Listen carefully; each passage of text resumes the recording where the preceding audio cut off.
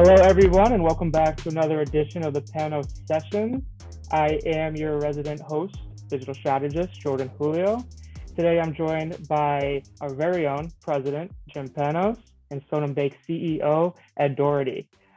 Before we get into everything, I will let each introduce themselves accordingly, and then we'll get rock and rolling. So, Ed, you're the guest. I'll start off with you. How can I lead off in front of Jim, huh? Thanks, Jordan. Yeah, my name's Ed Doherty. I've been with StonehamBank. It'll be 13 years next week. I started off in commercial lending. I'd worked in larger institutions, and I also had worked in a smaller institution. My love for community banking obviously showing through. Worked my way through the commercial lending ranks, and obviously, I think we'll hear today a little bit about my passion for marketing and how it's a very vital, important piece of what financial institutions should be doing. I'm currently the CEO, and I've been in the position for about 3 years now, and we've been working with the Pannos agency for over 10 years now. I think maybe even 10 or 11 years now. Yeah, so. I think it has. All right. Thanks, Ed. Thanks, Jordan, Mr. Julio. My name is Jim Pannos. I'm founder and president of Pannos Marketing. Very pleased to be able to share the stage with Ed Doherty, who like Ed said, we've known each other now for probably almost a dozen years working together, but watching his ascension into the CEO chair and really taking charge of what some of his passion is and spreading it around the bank, I think is so important and such a lesson to be learned, I think, for many community banks. We do business with banks across the country. We're a full service marketing firm, if you don't know who we are, and have been in business since 1994. I'm a former banker as well, and we've got another 5 on staff. So again, we're passionate about banking and also marketing. So I think it's really interesting that that Ed was, first of all, agreeable to sit under the hot lamps of the webinar here. But I know you've been under even hotter lamps probably when you're sitting in front of the board or your fellow C-suite members and talking about budget and figuring all these things out. So maybe you can just talk a little bit about the journey and where you are now. I know you're currently CEO, but what is it, when you take a step back and look where you were as a commercial lender at a larger institution and then kind of came into community banking and worked your way up, what are some of the things that you've learned that have helped you going forward today, and maybe even about some of the things we're talking about today? Sure. Obviously, I gave my background, Jim, for what I've been doing in banking. I graduated from college, and I did have a major in marketing. So I believe, integral in my DNA. I'm a marketing believer. I think there's a need for it. And banking, let's make it clear, this is a retail business that we're all in. It's just not products. It's not pricing. We're retail. We're taking care of customers all the time. Where I have, you and I have talked about this in the past, Jim, where I found it kind of interesting was going through the ranks, from a personal perspective through my career. Obviously, I always believed in marketing. There was a need for it. I saw and worked with you guys and how to integrate it into our strategic vision. But now, in charge of the organization, it's now a different seat you sit in. And obviously before, I couldn't spend enough money. I couldn't talk enough about marketing. It couldn't be a big enough piece of the DNA of what we're trying to do. But then when you're in charge of everything, it's a little bit of a different, mindset you have to take on in terms of budgeting, in terms of time management, in terms of strategic vision and initiatives, how your products and services are being launched. So it's been a flick of the switch for me that I've had to now, I wouldn't say be less passionate. I would say I'm more passionate, but I think I'm more cognizant, for a small institution. I probably should have said it earlier, we're $700 million community bank. We're 135 years old. We only have 2 branches and 87 full-time employees. The website is a huge piece. We talk about the third branch being the website, but I guess I'm getting back to every dollar you spend is so very, very precious when you're a small community-based bank. And when you're now overseeing the entire budget, before it was easy to say, we have to increase marketing. We got to be out there. We got to build the brand. We got to have more products. We have more initiatives. But now it's like, you have to be a little bit smarter. And my whole mission and vision, like internally, if I could say anything to lead off, is you got to get bank-wide integration. You got to get everybody believing somehow, some way that in their own DNA, whether in deposit ops, whether a commercial lender, they're sales oriented, but everyone has a point to touch a customer. Everyone has a chance to sell to the community. Everyone has a chance and a need to make, the bank a better brand. So inherently, we all have to have some marketing in us. So what we've been trying to do with our CMOs to make sure that everyone understands how important marketing is for the entire organization. It has to be part of the vision, has to be something you're thinking about all the time. And that wasn't easy to do, Jim, for like I said, a community-based bank that's been there, provided mortgages, CDs and deposit products. We've made the switch to lending over the last 15 years to diversify, but really getting everybody to understand the presence and the need of what marketing has to be for the organization as a whole. So the buy-in with the C-suite, the buy-in with the board, we can talk about that, but it's been something because for me and for the organization who was looking for this type of direction, I wouldn't say it was easy, but I think everyone has really slowly bought in. You got to, like I said, you got to start with the bank-wide integration first. Great.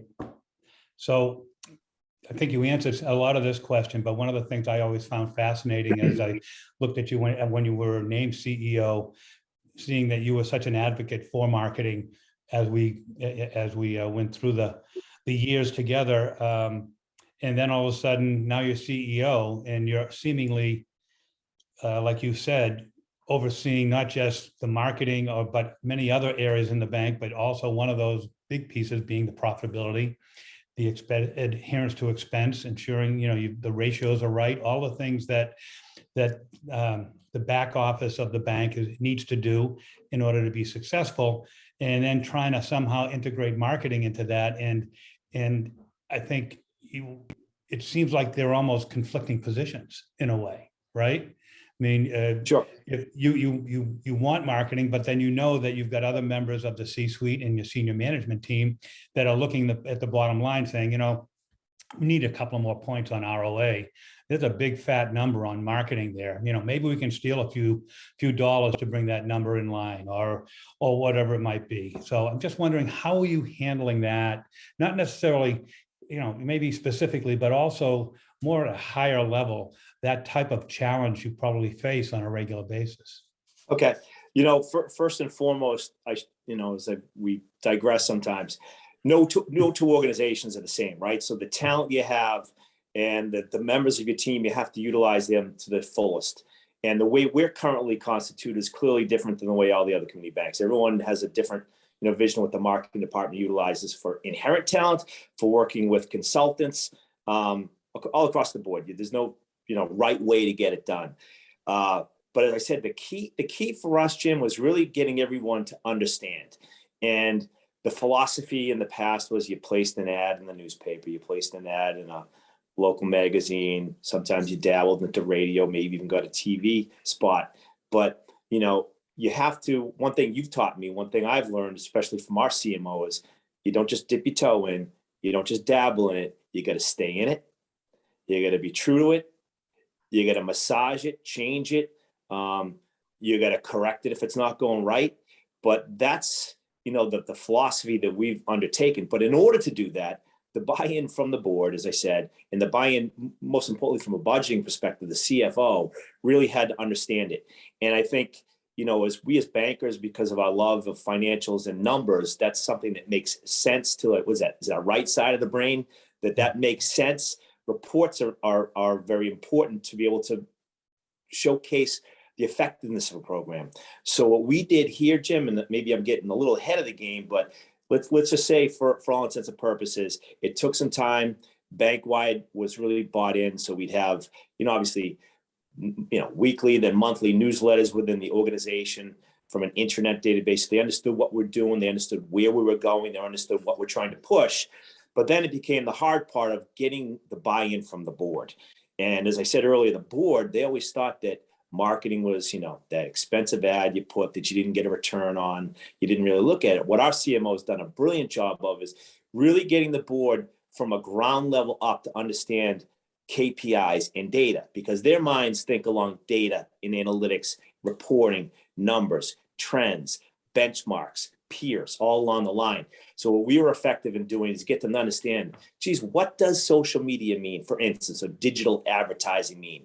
Show us the effectiveness, show us how we got people to the website, show us how we got people to a landing page, measure it against the peers, and then be able to take a look at it holistically and see the effectiveness of it. But one thing that we struggle with all the time, and I'm sure a lot of marketers out there do, is you can have an unbelievable marketing program, you can bring the horse to water, but that doesn't necessarily always transcend into bottom line numbers, into successful programs. You still have to have the product, the people, the process behind it to support, to make it successful. But bank-wide first. Secondly, getting the board to buy in. So and Jim, please stop. You can see I'm passionate about this. I know you are.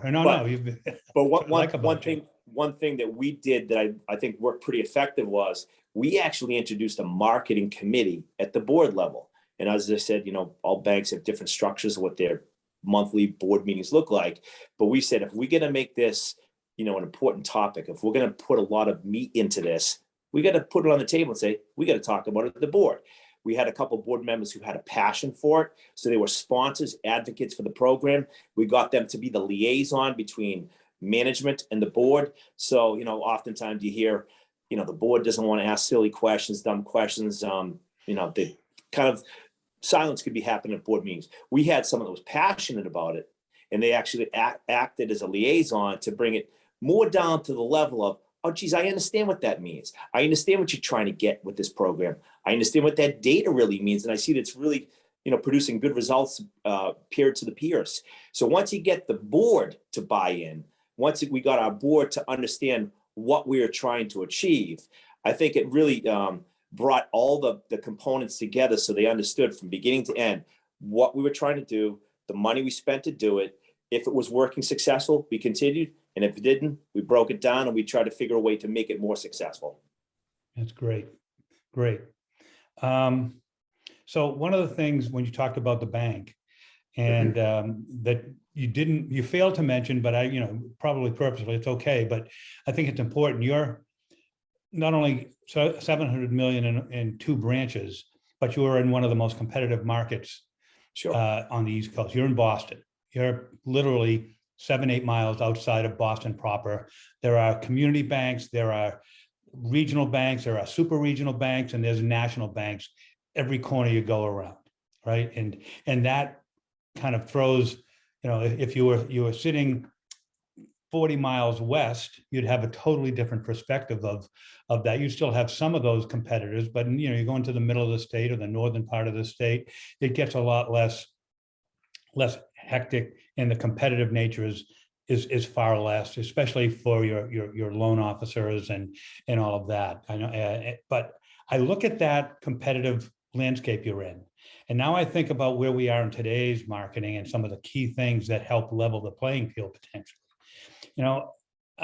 What do you think the current digital banking, digital marketing surge, and how is that impacting your decisions at the bank? Because I know you've done some things that a lot of other banks haven't done yet.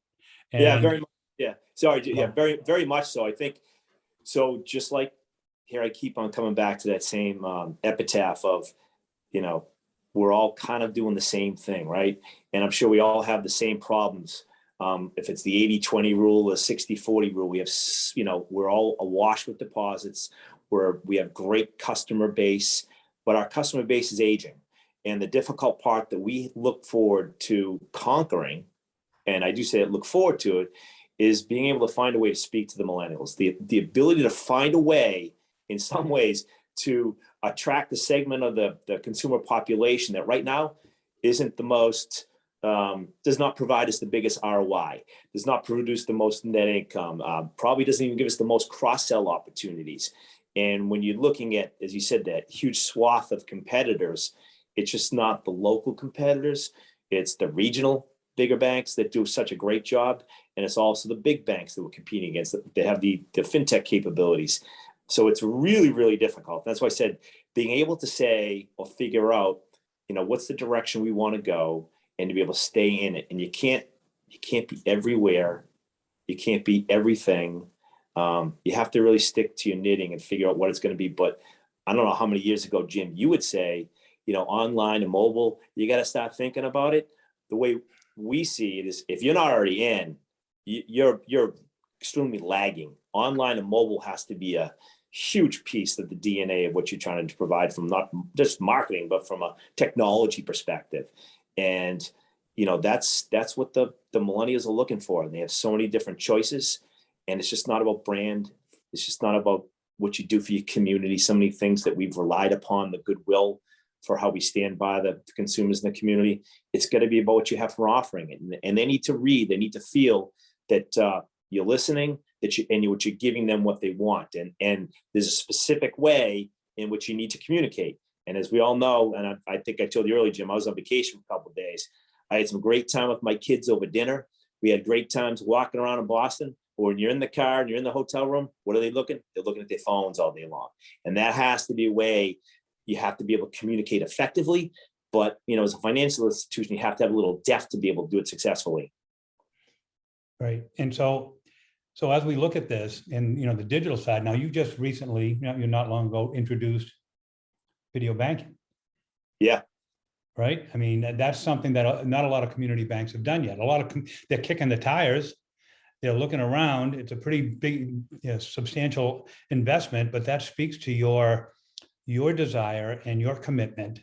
And I guess I'm talking about the bank, but also you personally, to basically attack what you were just talking about. How do you get to that younger demographic? How do you get to those people who are too busy to come to a bank yet still want a personal experience? So what did it take to get everybody to sign off on going into video banking That's a great question. And they say sometimes you can be lucky to be good, right? So we are an organization that, we have a lot of great people, everyone. They care about the institution. They believe in the mission and vision. Maybe we're not always the smartest, but sometimes, being able to emulate and being a visionary, thinking about forward integration of technology, you got to be willing to take some chances. So we participate just like you do, Jim. You bring back a lot of information to us all the time, whether it's from ICBA, ABA, trade shows. And we got a little lucky. We were introduced to an organization called Pop.io at one of the conferences we went to for ICBA a couple of years ago. And it was about video banking. And you heard me say earlier, we only have 2 branches. So we keep on thinking about if we have, and I wouldn't say that's a liability, wonderful people, awesome locations for our branches, everything about them are great. But when you only have 2, you have to say, how can we be efficient, but how can we be as available to all the consumers as we could? And we underwent the same process that all banks do. The due diligence phase was pretty strong, references checked out, was pretty easy integration with our current core. And lo and behold, after 6 months of doing the due diligence, we launched video banking. And video banking, it's probably similar to other banks that are out there that have ITMAs. We chose not to go that route, and we were able to utilize what we had, I think at the time, 6 people in our contact center. We beefed up and added a couple more, and then we were able to say, when we launched it, which was, I hate to say the timing was good for us, but we launched it a couple months after COVID had actually hit. Branches were closed. So consumers who needed information, needed to be able to open up accounts, needed a lot of stuff that they couldn't do through a VRU, through a contact center person. They were able to do all the banking needs that they had, with the exception of having cash come out of their PCs, laptops, or mobile phones. They could sign the dotted line on the screen. They could do everything with opening accounts, everything with the live bank on the screen. So we got lucky from a timing perspective, but it was, as you said, Jim, it was not a difficult process, but it's an undertaking that, frankly, you're not going to see an ROI right away. And as I said earlier, if you start on a product, you start on a new service, you can't be measuring the success rate over the first 6 months or even the first couple of years. You got to build it, you got to intertwine it with the strategy. And then if it works well and we're really happy with where it's going, we're able to delve off of that, which will, make us take other paths later on strategically with the branching, for instance. Yeah. But we got really lucky from the timing, and it really worked very well for us, and the customers love it. It's a very easy software to deploy. And the customers like it, and the employees liked it too, because they're all about helping people. And sometimes on the phone it can be difficult and challenging, and maybe you don't have all the tools to make it happen. The video banking was a way for us to make that happen. Great. So all along I thought it was the marketing, but I get it. No. No, but speaking of that, so as we talk, obviously digital is incredibly important, whether it's digital marketing, media, or capabilities. It's all huge, and it's also huge in you helping to convince the board or the C-suite that this is where it's going today. What about on the creative side? As far as getting your message out, and I'm just interested to know when you go into that marketing committee that exists at the board level, or when you're talking to some of the board members, I think some of them have different perspective of what a brand is, as opposed to what you or Lauren or someone might think. Lauren's your CMO, but what do you think of that side? How are you able to leverage that to your benefit, or are you able to, when people start finding out what your brand is all about? So forgive me, Jim. So when you're saying the definition of the brand, or how? No, the way it's represented, I guess, I'm sorry if I wasn't clear. So not only the definition about what you stand for and what your voice is, your tone, your commitment, but also how it's presented in the marketplace. What are you hearing back at the board level at all that, geez, I like the way it looked, it really speaks to me, Ed? Or are they saying, I saw this ad somewhere else, I really like this? Because I know we have clients that the board are always bringing suggestions to them, like we need more print advertising is one of the big things we hear from some of our clients. But okay, I got you. Yeah, so I think if you go back in time, and the initiatives that Pannos helped us undertake, where we've been everywhere, Jim, right? We've been on the radio, we've been in magazines, we've been on billboards on the T-stops. And first, it was always difficult because I said you can't be spraying everywhere with your mission. You have to be able to say, how am I going to make this work most effectively with the budget I have? And then the issues that Lauren and I always talk about, where are we with the quarterly cycle of the strategic vision and where we should be promoting? Did we talk about, the spring coming up? Was it going to be a big HELOC program? Or we're going to really go after mortgage banks? So it's trying to time it and align it effectively. But where we as a team internally got a lot of satisfaction from was when we heard colleagues first and foremost say, hey, I saw that ad. Gave them a lot of pride in the organization because they were part of who helped shape the brand.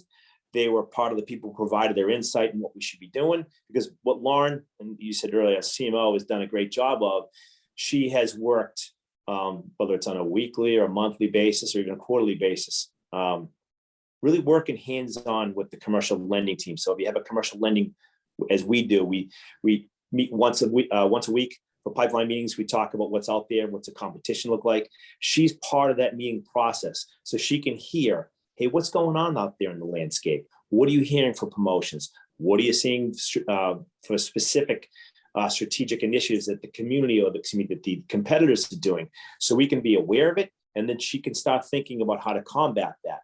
And then once you start putting all those pieces of the puzzle together, where you have stakeholders in each channel, retail, contact center, lending, even ops and risk management, would heaven help us, we think we get risk. Lauren works wonderfully well with risk management. They're a big piece of our plan to make it work effectively. Once you have all those departments working on all cylinders, there's a lot of internal pride that comes along with the brand as it's being developed and deployed. Then it goes to customers who are actually saying, hey, because we're a $700 million bank, we feel while we believe we have everything that can be offered to a commercial client, to a consumer client, the competitive landscape is so hard. We have to really fight, get in the trenches to try to win customers. When you hear customers take some pride back and saying, hey, I saw what you did with that particular foundation. Hey, it wasn't just the check signing, was our full-fledged integration. When they heard the ad in the radio, when they saw the ad in the newspaper, they have a lot of pride to say, that's my bank. And that's nice to hear back when you see that type of commentary come back, Jim. And then it's working. But we're all in this, everyone listening now, we're all trying to figure out that special sauce and how to acquire customers. And there's no easy way, right way. There's no true way for all of us. We all got to do it differently. But the brand piece it was really, really important that I keep on coming back to, if you don't have buy-in, if, we talk about the stone and blue, if you don't bleed stone and blue for us and, as an employee, then we got to figure out a way to make sure that you do. It has to be really part of your DNA. Great, thanks. So obviously from these first few questions and your answers, it's, you talked about your passion, and I think you've shown your passion on your sleeve and in your oratory thus far. So it's pretty obvious that marketing has become an integral part of the long-term success and the strategical long-term success and planning for the bank. If that's correct, right? I just want to make sure absolutely. So considering that, and we talked a little bit about your C-suite and board of directors and convincing them, do you believe at some point, or maybe it's already happening, that marketing in some way, shape, or form, whether it's at an ALCO committee or whatever it might be, at certain board meetings, that they should have a seat at the table? Yes, absolutely. And Jim, that's why I'm glad I'm doing this with you right now. Trying to prepare for this and think, put some mental notes in my head of what needs to come out and how I can help and ideas to share. I think you just hit on something that's so very important for this discussion altogether, is that, our CMO, she does go to ALCO. She is aware of investments. I think if marketing is or needs to be a big part of your bank's table, the seat needs to be very visible at the table. That person who oversees marketing needs to understand more areas of the bank and not just marketing. And that's, one thing that our CMO does an unbelievably well job of, is really understanding everything that's going on in the bank, so she can start thinking how to put those pieces together with me. It's not just about, hey, here we got and I'm using a very untimely product, but we get this great CD we're going to come out with. No one has good CDs, I know that right now, but we got this great CDs we want to deploy right now. Go to work. What's the minimum deposit level? What's their interest rate going to be? What's that catch going to be? That's not being done right now, and it's so very important that the marketer in the bank is so involved franchise wide, so they understand everything that's going on. Because if they're smart and they can understand where the bank is wanting to go, they can put it all together. And I think I mentioned this earlier, Jim, and it maybe goes without saying, but if an institution does not have its data and analytics department aligned really tightly with marketing, it's something that they should be thinking about. Because, we are into, as I said earlier, the data is so very important in everything we decide to do. And without their ability to capture the right data to start in the direction, and then to make sure that we're staying within the guardrails to make it work successfully, the results aren't always as good as you like them to be. So I guess if I'm adding 2 and 2, I think I'm getting 4 here, and that the attitude towards marketing from 5 or 10 years ago, and I'm not sure if there are other bankers out there that might be nodding their heads or shaking their heads, that it's much more of a partnership and understanding that marketing isn't necessarily an expense. It becomes an investment and it drives ROI. How do you feel about that? And do you think the board is reflective of that, a good portion of them? Absolutely, because I think the evolution of the discussion at the board level was, all right, let's take a look at the monthly financial statement highlights, and you take a look at the expenses. And it was always looked as a necessary evil, as an expense. Now we talk an awful lot about, is the return there? Do we need to, and I hate to say this, I love to say, spend more. The more you spend, likelihood, the more you get from a return perspective if done the correct way. So it's not just looked at from a bottom line piece, Jim, at all. And that's what it was. So the buy-in from how marketing is integrated with the entire institution is so very important for the board to understand. And as I said, I can't say it enough. The board really has to understand what you're trying to achieve, and getting them to understand like the technical terms that most don't. I mean, does everyone know what a CTR is, right? Click-through rates. And if you see, Jim, you deal with a lot of clients. What's a good click-through rate for a bank nowadays? Depending on if we're doing their work or not, but the average, Okay. no, Jordan, you work in the digital side. Go ahead. Sure Why don't do. you- Yeah, the industry benchmark is about a 2.91% click-through rate. And our click-through rate is the impression versus how many people have seen it versus how many people interacted and clicked with it. So we're seeing about 2.91, but Panos a bit higher than that, or hovering around like a 3, maybe 3.3-ish. So obviously, I'd love Jordan and Jim for you to get your plug in there. But if you think about that from the board's perspective, right, and they're looking at the reports and they see 2.91%, that's the industry average.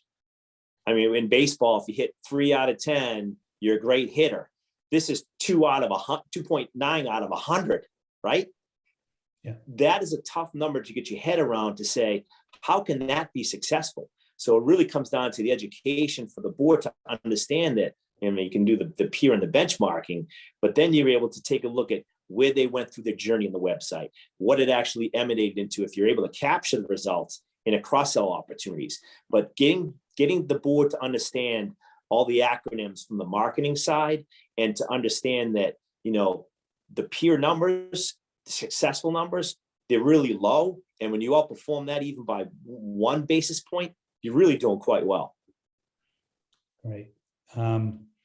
So are there any other tips that you have as we look back and at what we've discussed? You've incorporated so many of them in your answer, and I'm hoping that people out there are finding this valuable.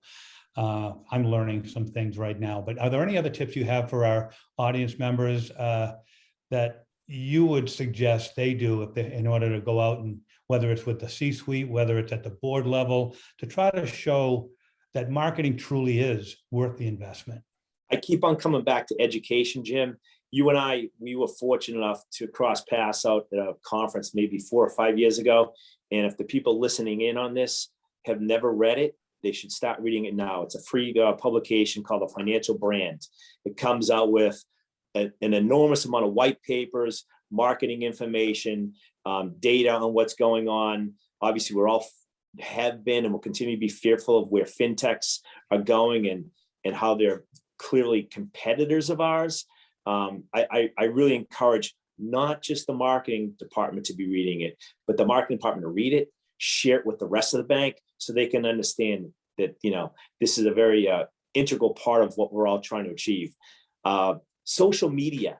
It was funny, Jim, that social media, as I said earlier, was always thought of as like a necessary evil, as a way to touch people. But it's all about communication. It's all about the way you do touch the people and the message and the brand you're trying to establish with folks. Social media is so very important. And it can't just be your marketing department that provides social media feeds. We spent a lot of time getting our lenders to beef up their LinkedIn page. And maybe I'm going off brand a little bit but I think it all kind of does feedback in. As I said earlier, it's not just the StonehamBank Blue. It's not just the website. It's just, it comes down to each and every one of us has to find in ourselves the best way to sell ourselves. And the ability for having our lenders, our mortgage lenders, to be able to build in their LinkedIn page along with the retail. I shouldn't even forget the retail, to be able to build in their retail piece. That is a return that has zero cost when it's on LinkedIn, but the amount of followers that they have, the capability they have to be able to provide and spread what's going on at StonehamBank is so very important. And I think another piece that I could focus on is the need for us to be able to capture that next generation. It's an enigma, right? It's a very difficult thing to try to attain with the millennials. They, you know, all these white papers, and I mean, they live in my house and I still can't figure them out all the time, Jim, right? But to be able to figure out a way to be able to get them to trust banks, because I think if you look at the data, and you'll see that stuff in Financial Brand, you'll still see that there's like a lack of trust in financial institutions, maybe like 35% with the millennials, that they just don't trust banks. And you need to be able to get away or figure out a way to be able to communicate with them and for them to be able to trust you. And everything I see, everything I read, everything I hear is, you know, it's not just the brand. It's clearly not the products and the services. It's the purpose. And the purpose that I believe we as a community bank need to do is, we're here to help people solve their financial problems. We're here to help people acquire their first house. We're here to help people learn how to save for retirement. We're here to help people manage their commercial business better, more effectively through the products and the loan capabilities we have. People need help. And the way for banks to reach out to people in a very cost-effective way is social media and digital advertising. Not only can you track it and measure it, but it's a way to be able to reach people that's very untraditional for a lot of us old bankers, right, Jim? But that new generation, that's where they go for their source of information. That's where they go for a way to connect with the brand, and in our particular instance, with the bank. Great. And that's great. Thank you very much. Let's see. I'm not even sure what time we have right here. It's been flying by for me. I'm looking at my watch. So, Jordan, a quick. Do we have any questions while we're there? Because I want to encourage people to ask questions. Yeah. No, we actually do have a question, and I can read it aloud. So, in short, the issue that this particular banker or marketer has is the digital ads are targeted. So hence the board members and employees aren't necessarily seeing them out in the market, which makes sense. And in their minds, the board's minds, that means the marketing isn't working compared to the traditional methods of billboards, print, or radio. So Ed, what are your thoughts on that? And I know my personal thoughts, being a digital strategist, is that we have the physical evidence behind it, but from the older generations, I'd like to get that perspective. Yeah, well, older generations. Older generations. As a resident Gen Zer at Pannos, I tend to always use the sports analogies, the euphemisms, and the billboard, the radio ad, the newspaper ad. Those are home runs, right? That's something that it's flashy, it's out there, it's I won't say in your face, but how can you miss it type philosophy. But the hard part for that is, especially with the board, is the same thing, Jordan, is how do you measure the effectiveness of a billboard? How do you? You don't. There's not a call to action on that. It's part of the brand. And obviously there may be a product that they're being touted on the billboard, a new employee, a new branch. But it's really difficult to measure that big splash.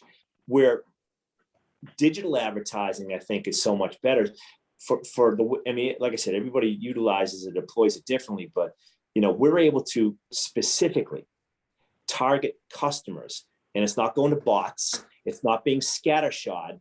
It's specific customers that we have enough data on that we understand their propensities.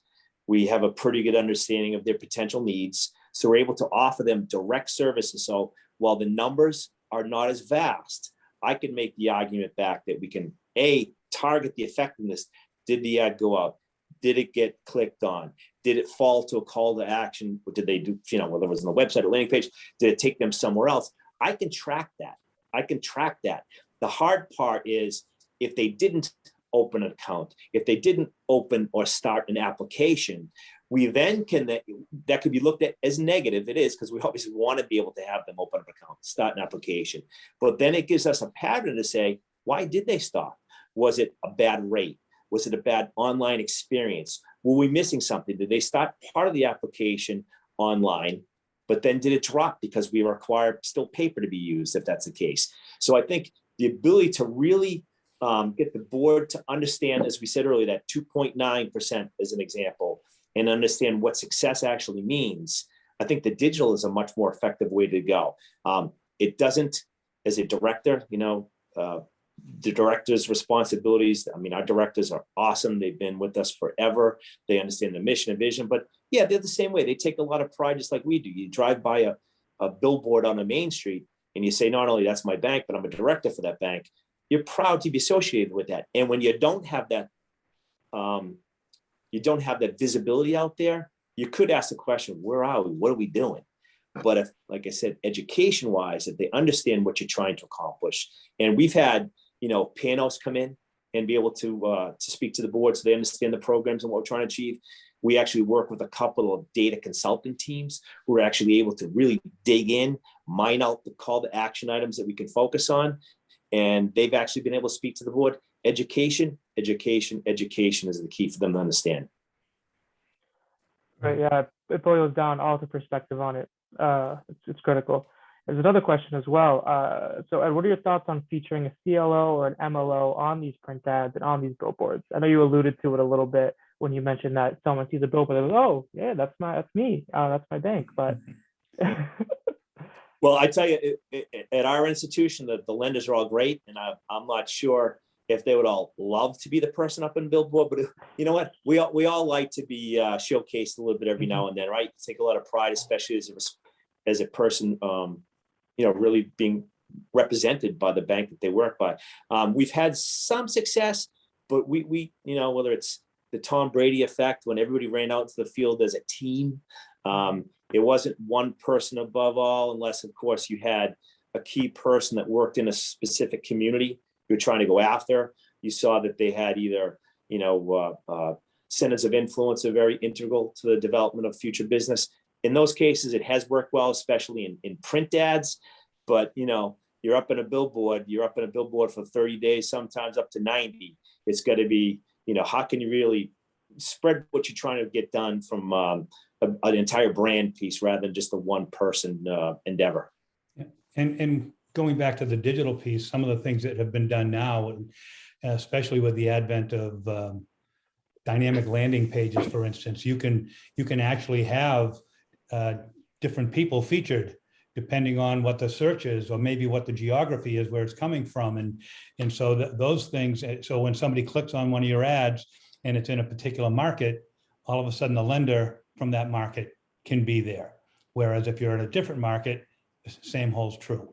It's a different person. So I think a lot of what's happening, that's just a small example, but I think a lot of what's happening now on the digital side is taking it a step further than whether it's the billboard or the print ad, and that, to your point earlier, Ed, and to Jordan's, it's measurable. We can assign numbers to it. We can quantify it. We can quantify how many people clicked on that ad, how many people clicked into the landing page, how many people went from the landing page to a contact us form that went to that lender who then got a lead. That's all there. Whereas with the billboard, you know that the traffic was 60,000 cars that day. And that's about all you got. Yep. So you got 60,000 eyeballs. What was your conversion rate on that? I don't know. It's tough. And Jim, I know everyone's not hanging on everything I say here for words of wisdom, but as I try to, that's why we get along so well. But another thing that I think can be an advantage, we work in banks, but I said earlier, and this is my personal belief, and I'm hoping that people share similar vision, but this is a retail world we're in, banking, right? And I think to have someone that thinks like you or thinks like a banker can be good sometimes. But I also think having someone with a well-rounded skill set from a retail perspective, especially deployed from the marketing department, can be really effective, because we're all, it's a people business we're in. We all have terrible CD rates. We all have really low interest rates on the lending side, so our margins are tight.